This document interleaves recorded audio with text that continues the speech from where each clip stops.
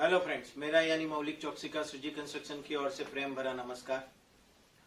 Retrofitting, strengthening,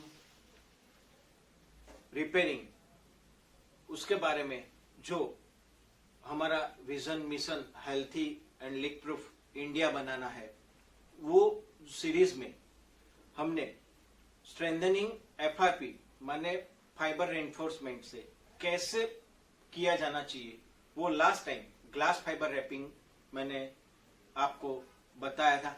आज उसी series को आगे लेके जाते हुए हम कार्बन फाइबर रैपिंग की बात करेंगे। कार्बन फाइबर रैपिंग में हाई मॉड्यूलस होता है, उसकी इलास्टिसिटी 200 से 800 जीपीए होती है गीगा पास्कल के हिसाब से। अल्टीमेट इलोंगेशन उसका होता है 0.3 से 2.5%। ये कहाँ यूज होना चाहिए? हाई स्ट्रेंथ चाहिए, लो वेट चाहिए, कोरोजन रेजिस्टेंस हमको चाहिए, थर्मल कॉम्पेबिलिटी उसकी हाई है, स्पीड ऑफ कंस्ट्रक्शन उसका फास्ट है। माने एक तरीके से देखा जाए टेक्नो कॉमर्शियल एस्पेक्ट में तो ग्लास फाइबर रैपिंग से ज्यादा स्पीड काम करना हो और आपका at the end of the day project का कॉस्टिंग निकालते हैं तो हमें कार्बन फाइबर रैपिंग में जाना चाहिए। तो उस टाइम पे उसकी लो कॉस्ट में ये सेट होता है। इनिशियली हमको ऐसा लगता है इसकी कॉस्ट आई है, पर हर बार ऐसा नहीं होता है ना। हम सब लोग जानते हैं कि महंगा एक बार रोता है, सस्ता रोता है बार बार।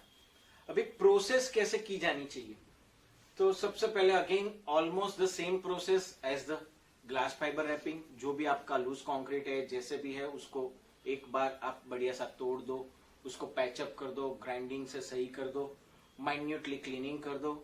उसके बाद उसको एक प्राइमर, एपॉक्सी बेस्ड प्राइमर से आप उसका प्राइमिंग कर दो, स्ट्रक्चर का एज को लेवलिंग कर दो एपॉक्सी पुट्टी से। उसके बाद उसका चेम्फरिंग कर दो। चेम्फरिंग करने के बाद आप एडेसिव से वो कार्बन फाइबर को जो जगह पे लगाना है स्ट्रेंथनिंग के लिए वहां लगा लो। ये भी यूनि एक्सल बाई एक्सल होता है as per the structural requirement, structural as expert की स्पेसिफिकेशन के हिसाब से हमें करना चाहिए। वो अपने एडेसिव लगा दिया, उसके बाद कार्बन फाइबर उसके ऊपर चिपकाना है। जो भी स्पेक्स के हिसाब से नॉर्म्स ध्यान रखने हैं वो रखने हैं। रोलर से उसको अच्छी तरह से स्टिक करना है और फिर से अगर लेयर करना है तो उसका एक एडेसिव बेस कर लो। उसके ऊपर हम सैंड स्प्रिंकल करके प्लास्टर कर सकते हैं।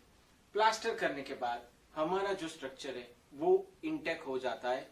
हमें एक्चुअली में after completion of the carbon fibre wrapping ये पता नहीं चलता है कि इसके ऊपर कार्बन फाइबर किया हुआ है, क्योंकि बाहर से हम देखते हैं तो उसके ऊपर प्लास्टर लगता है, उसके अंदर कार्बन फाइबर का रैप होता है, उसके अंदर उसको लेवलिंग किया जाता है।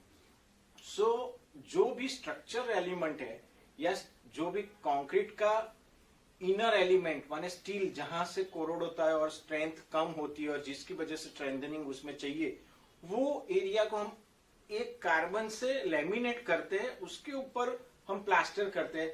माने जब कभी भी इसकी सर्विस लाइफ में आगे हमें कुछ प्रॉब्लम होता है तो सबसे पहले उसका प्लास्टर वीकन होता है, उसके बाद वो लेमिनेशन में जाके आगे बढ़ता है।